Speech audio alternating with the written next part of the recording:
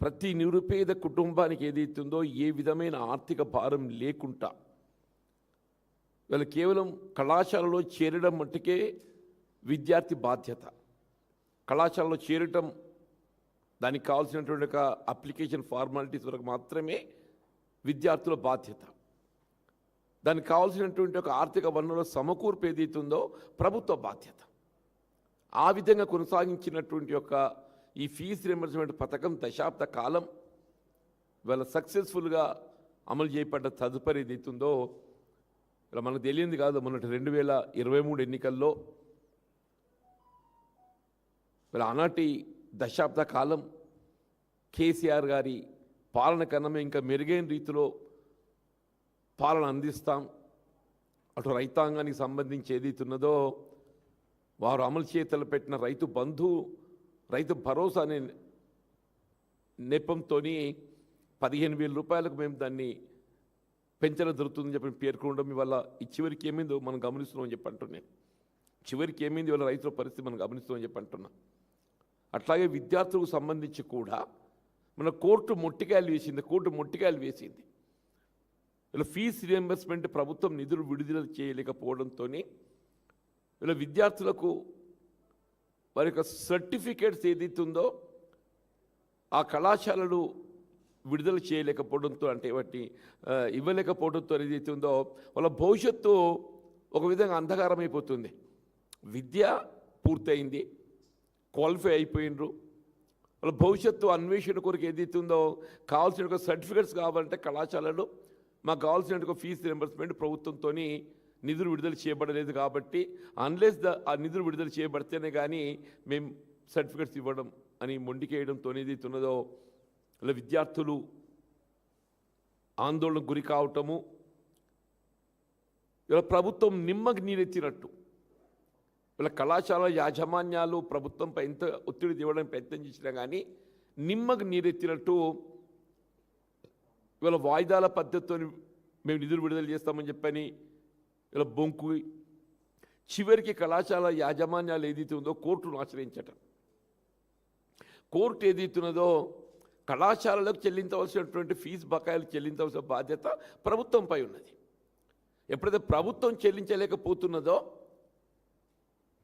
వీళ్ళ విద్యార్థులు వాళ్ళ సర్టిఫికేట్స్ కావాలని చెప్పి భావించినట్టయితే మరి వాళ్ళ తల్లిదండ్రుల దగ్గర ఆ బకాయిలు వసూలు చేసుకోవడానికి కొరకు కళాశాల యాజమాన్యాలకు ఆప్షన్ ఇచ్చింది.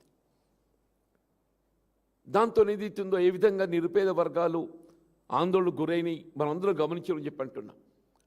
వీళ్ళు చివరికి ఏదైతుందో ఇప్పుడు మనకు ఈ 26-27 ఆర్థిక విద్యా సంవత్సరంకి వెళ్ళి 26-27 విద్యా సంవత్సరంకి వెళ్ళి ఏదైతున్నదో ఇలా పోస్ట్ మెట్రిక్ విద్యకు సంబంధించి గతంలో ఏదైతుందో విద్యార్థి ఏ విధమైనటువంటి ఒక ఆర్థిక భారం లేకుండా, ఫీజు చెల్లింపు లేకుండా కళాశాలల్లో ఉచితంగా చేరిక లభించేది. ఇప్పుడు ఏమైపోయింది, మేము డైరెక్ట్గా విద్యార్థులకే మేము ఫీజు చెల్లింపు చేస్తాం. జీవో చిత్రంగా ఉన్నది. జీవో ఏమంటుంది, మేము డైరెక్ట్గా విద్యార్థులకు ఫీజు చెల్లింపు చేస్తామని చెప్పంటుంది. ఆ ఫీజు చెల్లింపు చేస్తామని ఎప్పుడు అది నిర్దిష్టంగా లేదు. మీరు విద్యార్థులకు చెల్లింపు చేసే ఫీజు ఏదైతున్నదో మీరు సరైన సమయంలో చెల్లింపు చేయగలిగితే అసలు సమస్య లేదు. మీరు సరైన సమయంలో చెల్లింపు చేయలేకపోతూనే ఈ సమస్య అంత ఉత్పన్నమవుతుంది. ఇలా విద్యార్థులు ఆ నిరుపేద వర్గాలు ఏదైతుందో వాళ్ళ కళాశాలలో ఫీజు చెల్లించుకునే స్థోమత కలిగి ఉన్నట్టయితే అసలు ఈ సమస్య ఉత్పన్నం కాదు. ఇప్పుడు ఏమంటుంది ప్రభుత్వం చెప్పేది ఏంటి, జియో 7 వాట్ ఇట్ సేస్, వీళ్ళ పోస్ట్ మెట్రిక్ విద్యకు సంబంధించి వీళ్ళ కళాశాలల్లో చేరిక మీ బాధ్యత, మాకు సంబంధం లేదు. పోస్ట్ మెట్రిక్ సంబంధించి ఏ విధమైన కోర్సే కానివ్వండి, అది సాంకేతిక విద్య కానివ్వండి, మెడికల్ విద్య కానివ్వండి, అగ్రికల్చరే కానివ్వండి, డిగ్రీ కానివ్వండి, అది ఏదైనా కానివ్వండి చెప్పంటూ నేను ఇంటర్ స్థాయి విద్య కానివ్వండి, ఆ చేరిక మీ బాధ్యత, మాకు సంబంధం లేదు. దానికి కావాల్సినటువంటి ఆర్థిక భారం మీరే భరించాలి. దానికి సంబంధించిన ఆర్థిక భారం మీరే భరించాలి. మేము ఏదైతుందో మేము మీకు చెల్లింపు చేస్తాం. ఎప్పుడు చేస్తావు?